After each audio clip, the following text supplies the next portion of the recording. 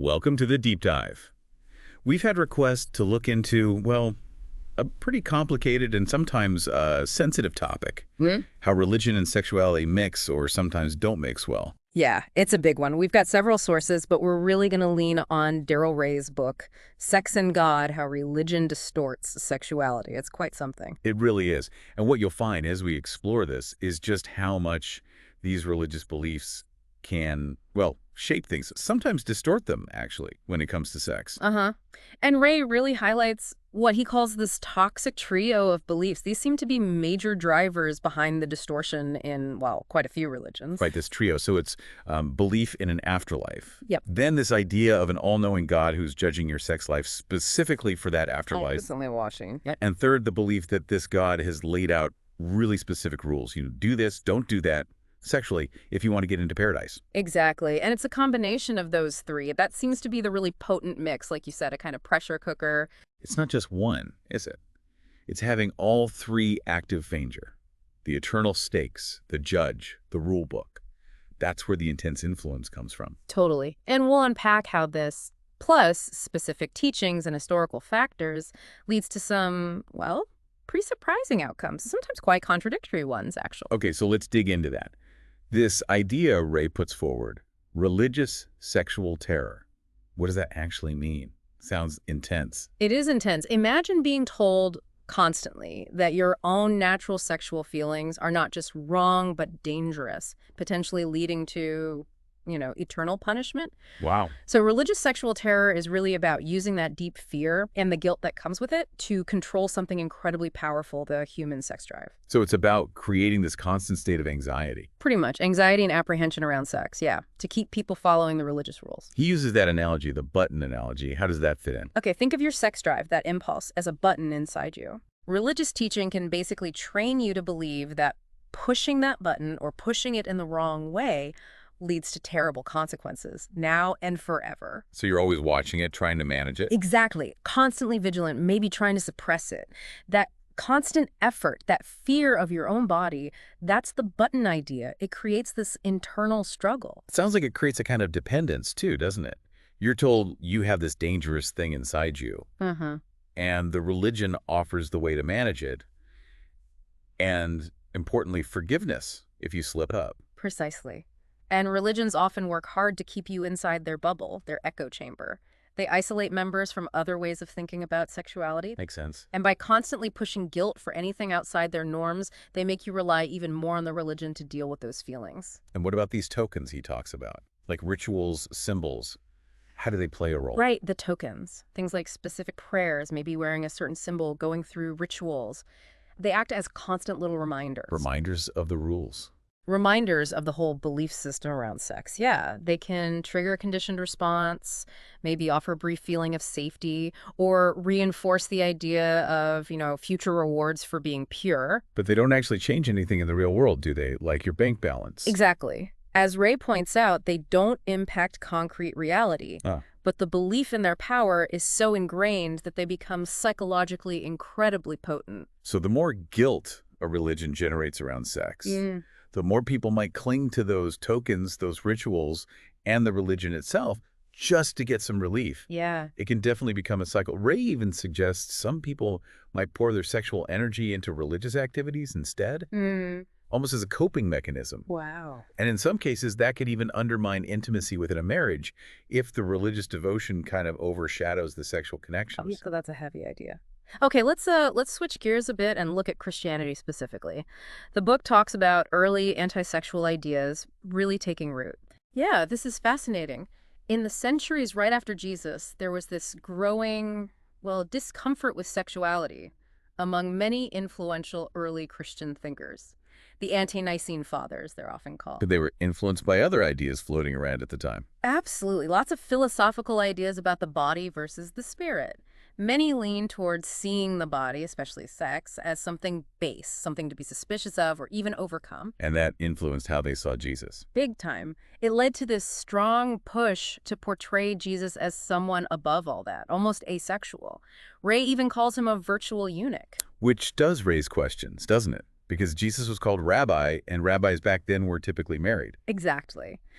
The book touches on this possibility maybe Jesus was married, maybe he had kids, and asks why that story might have been, well, minimized or even erased. Why would they do that? Well, think about it. A married Jesus, a sexual Jesus, it clashes with that developing ideal of asexuality. Plus, there's maybe a power angle. Yeah, if Jesus had direct descendants, or if his apostles established family lines, that could have created competing power centers in the early church, potentially challenging the authority structure that was emerging. So maybe silencing those family stories helped consolidate power. Interesting. And this idea of asexuality, it definitely carries over to Mary, too, right? The perpetual virginity idea. Oh, hugely important, especially in Catholicism. The belief that Mary was a virgin before, during, and after Jesus' birth became central. Even though some parts of the Bible might suggest Jesus had siblings. Right. If Mary had other kids, that implies, well, normal marital relations, which contradicts the image of her as perfectly pure, undefiled.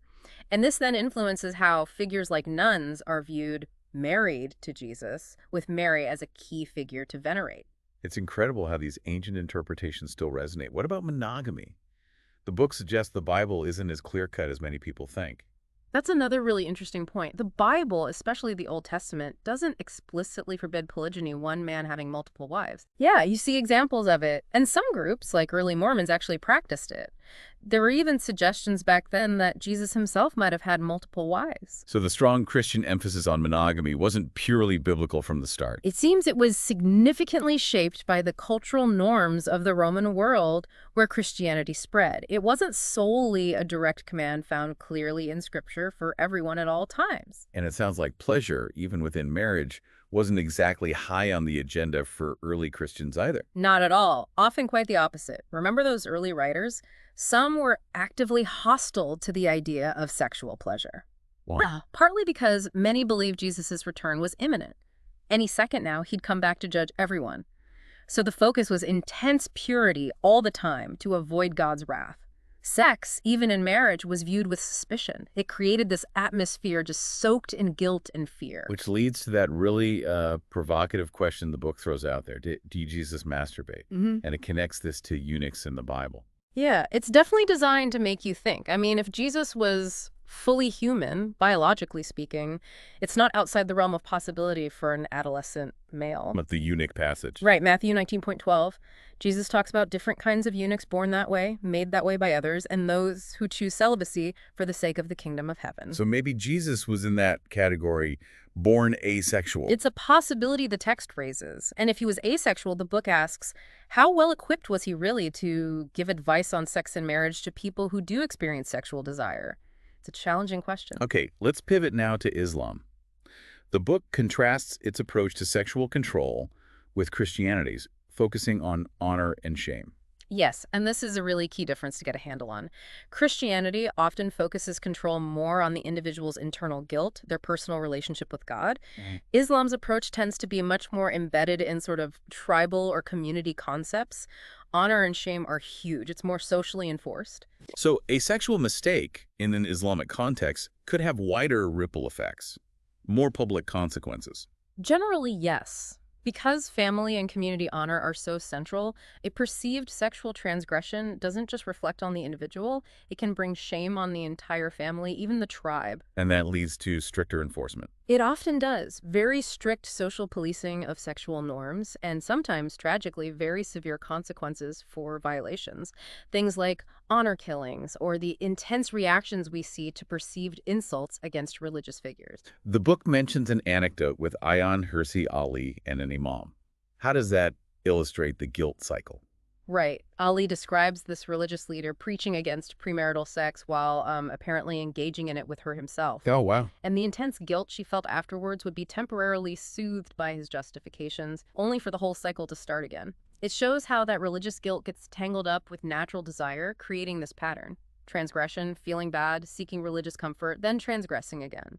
It seems like, despite all these rules and control mechanisms, there's often a big gap between religious teachings about sex and what people actually do, even in devout communities. That's a really crucial point. Sex is inherently private, right? So what really happens behind closed doors in religious communities often stays hidden.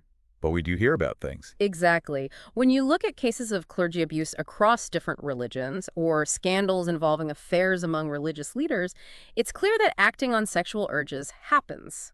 And sometimes there's less external ethical oversight for clergy compared to, say, therapists or doctors, so things can stay hidden longer. The book throws out some pretty startling statistics about pornography use, especially in relation to religious conservatism. Yeah, those are eye-opening. Data suggests that some U.S. states with high levels of religious observance, like Utah and Mississippi, also have some of the highest rates of online porn consumption per capita. That seems backwards. Yeah, it does. But it could point to a link between maybe religiously suppressed or channeled desires and seeking a private outlet. Interestingly, the same data often shows a dip in usage on Sundays in those areas. And this burden of religious guilt around sex, it doesn't fall equally, does it? The book says women often carry more of it. Very much so. In many religious traditions, women are often tasked with being the primary keepers of morality. They frequently face stronger guilt messages specifically tied to their gender and their sexuality. Like being responsible for men's desires or something. Sometimes, yeah. Or internalizing blame just for being female, echoing stories like Eve in Genesis. It can create this loop where women feel intense guilt, then seek comfort from the very religious structures that might be contributing to that guilt. Candace Gorham's personal story is used to really illustrate this impact on an individual level. Yeah, her account is powerful. She talks about the intense fear and guilt and just the sheer lack of accurate information she got growing up in various Christian circles. Even though marriage was supposedly okay. Right. She was told sex within marriage was fine, even blessed, but the overwhelming vibe was that any sex outside it was terrifying, potentially life-destroying. No real practical sex ed, just intense guilt around normal teenage feelings and questions. It really highlights that disconnect between abstinence-only messages and teenage reality, doesn't it? Yeah. And that anecdote about being married in God's eyes. Oh, that story is perfect. It captures the tension beautifully. This young couple, steeped in teachings against premarital sex, tries to create this religious loophole for themselves. By just declaring themselves married. Married in God's eyes, yeah. But afterwards, the boyfriend feels overwhelming guilt even though the experience itself was positive. It just shows how deep that religious programming can run. Okay, the book then takes a fascinating turn, urging us to look at biology. Follow the biology, it says, to understand sex better. And this challenges the whole monogamy idea. Yes, this is where it gets really interesting. By comparing human anatomy and behavior to our primate relatives, gorillas, chimps, especially bonobos, we see a much more varied picture than strict lifelong monogamy. How so? Well, look at variations in things like penis size, testis size, mating behaviors across species, even wild examples like penis size changing in ducks based on social dynamics. It all points towards biological flexibility. Our species likely has a more complex evolutionary story regarding relationships than just strict monogamy. And the genetic evidence points away from strict monogamy, too. It certainly suggests that.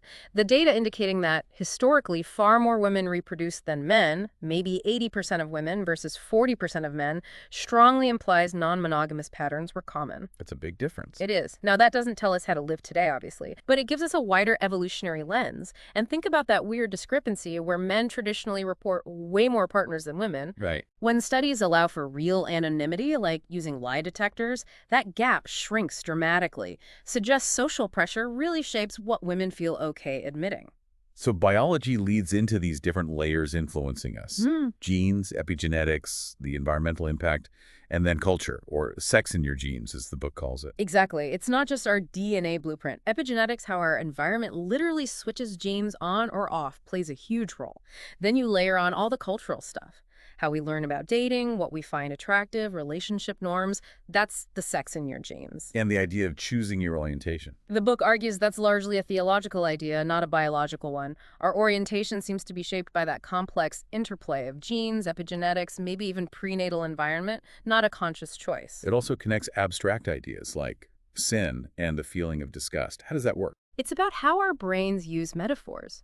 Often the same neural pathways handle physical sensations and abstract concepts, so that feeling of revulsion at rotten food.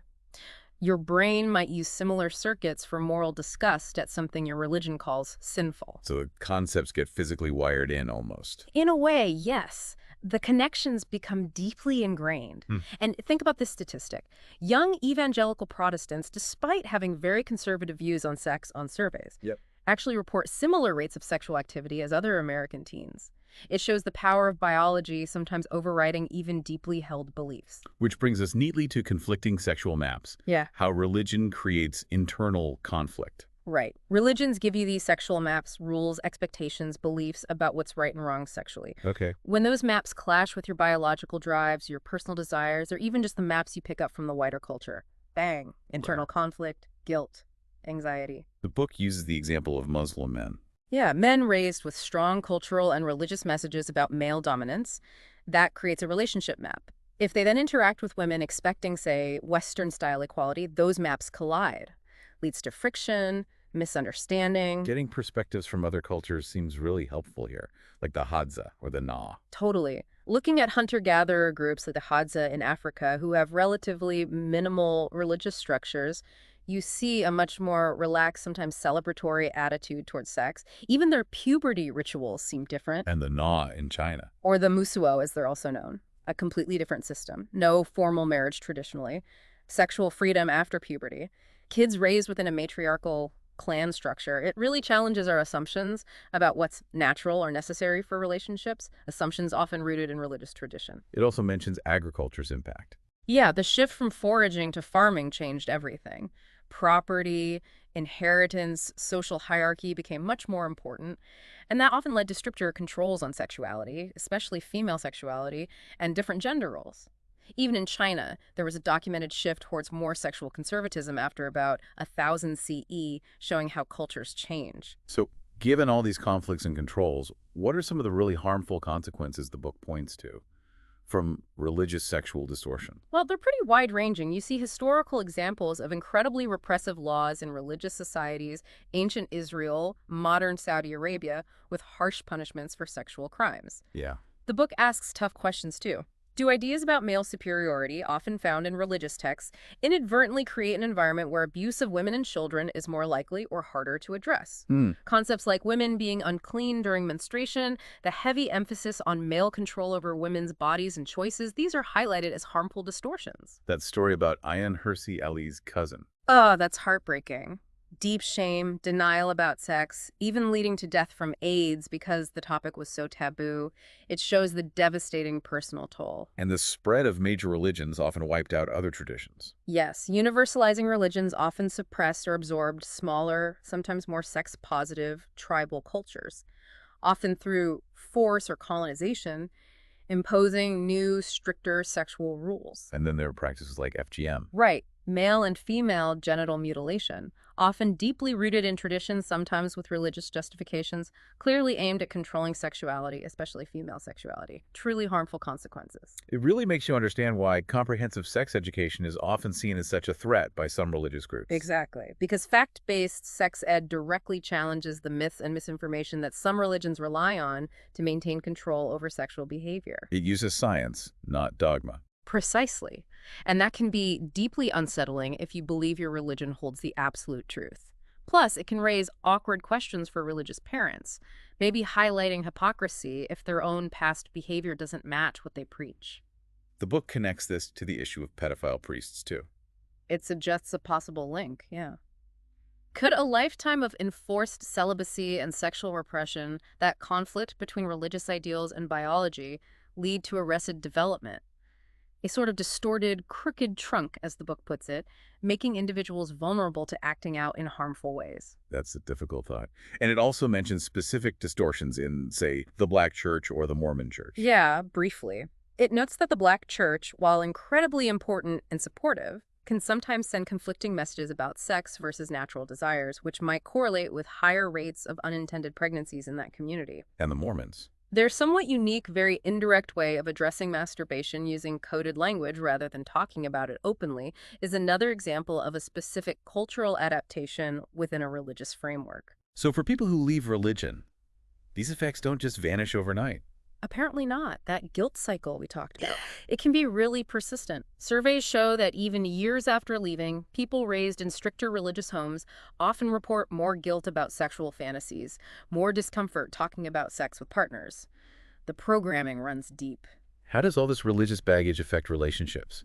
Especially things like, that initial honeymoon phase, new relationship energy. Well, religious ideas about lifelong, exclusive commitment can create unrealistic expectations. That intense NRE phase is natural, but it fades. Religions often imply it shouldn't, or that the relationship is failing if it does. Setting people up for disappointment. Potentially, yeah. There's this fundamental clash between the cultural ideal of one person forever, sexually exclusive marriage, often pushed by religion, and the messier biological reality of human desire. And guilt can cause actual problems within marriage. Yeah, absolutely. Religious guilt can lead to sexual dysfunction, discomfort with certain acts deemed impure, even if both partners desire them. Think about the high porn use in conservative areas, again, maybe a sign of unmet needs within constrained marriages. It also mentions how religious parents communicate about sex. Often poorly on the practical side. They might focus heavily on the morality, don't do it, but fail to discuss contraception, STIs, consent in a useful way, leaving kids unprepared. And subtle messages, especially to girls. Yes, oblique negative messages about female sexuality, purity, responsibility. These can be incredibly powerful and damaging, shaping a child's entire view of themselves and sex. It can lead to what the book calls an epidemic of sexual alienation and misinformation in highly religious marriages.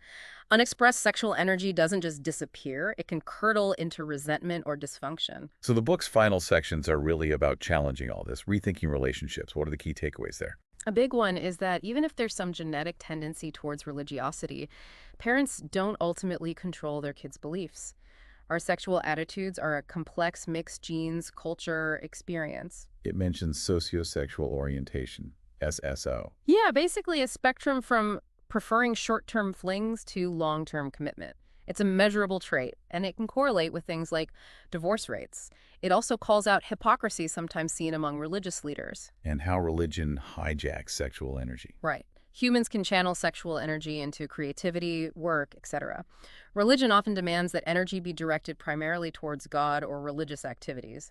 Interestingly, deprivation, including sexual deprivation, can alter consciousness, potentially making people more open to religious experiences or ideas. What about the impact on future generations? The guilt cycle can perpetuate harm. Some studies link stricter abstinence-focused upbringings with higher rates of teen pregnancy and STIs down the line, paradoxically.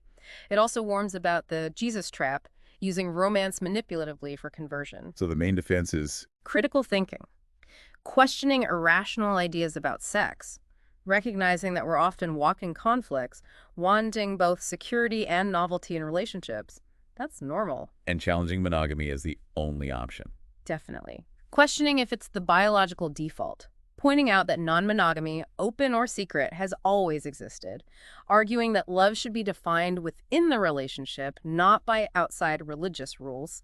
And maybe rethinking marriage itself as a partnership, needing open talk about everything, including sex, and even how it might end. There's a whole chapter on jealousy, too, the anti-love potion. What's the take there? It argues jealousy often comes from ideas of ownership, especially in patriarchal systems where women were property. Male jealousy focuses on sexual control. Female jealousy might be more about resource security. And religion plays into this. Yeah, ideas of marital purity have tragically been used to justify violence against unfaithful partners, and there's a contradiction. Religions preach against jealousy but have harsh rules about sexual transgressions. So jealousy only makes sense if sex is seen as limited. That's the argument, a view often pushed by religion. It suggests seeing love as a want, not a need, can reduce jealousy, and that jealousy is largely learned and can be unlearned, pointing to polyamorous communities as an example. It mentions Albert Ellis. Yeah, his tyranny of the shoulds, those rigid rules we impose. Overcoming those shoulds about relationships is key. Focus instead on skills. Communication, empathy, trust. That builds real connection, not dogma. Okay, finally, slipping the leash. Creating your own sexual ethics after religion. What's the advice? First, acknowledge it's necessary. You need your own guidelines, not based on divine punishment. Recognize that wanting variety is normal. Then, prioritize open communication and negotiation within relationships as needs change. And the big ideas. Right. Big idea 1. Embrace your natural tendencies. Find ways to satisfy desires without blame or divorce. Question hidden assumptions about relationships. Big idea 2. Acknowledge the tension between social monogamy, the public commitment, and sexual monogamy, exclusive sex. Be open to exploring options if dissatisfaction arises, maybe ethical non-monogamy. And 3. You are normal. This is huge. Human sexuality is incredibly diverse, far broader than narrow religious definitions. Reject the shame. It also notes churches are adapting. Yeah, out of necessity often. Declining membership forces them to soften stances on divorce, sometimes sex. And research shows religious young adults often have similar rates of premarital sex to secular ones anyway, highlighting that myology is powerful. Wow, that was a lot. A really thorough deep dive into such a personal, complex area. It's undeniable how much religious teachings shape and sometimes warp our views on sex. Absolutely. It really creates internal conflicts for so many people. Hopefully listeners can take this information and just reflect a bit. Think about how these ideas might have touched their own lives or the lives of people they know, consciously or not. Yeah, because understanding the history, the culture, the biology, all the things we touched on, feels like that's the path towards a healthier, maybe more compassionate way of looking at sex. Okay. For everyone. Definitely. And maybe it leaves you with a final question to ponder. If so many religious rules about sex seem to clash with our biology and with how people actually behave across cultures and history, what other assumptions, maybe assumptions we haven't even thought to question yet, might be worth taking a closer look at? Keep exploring, keep thinking critically.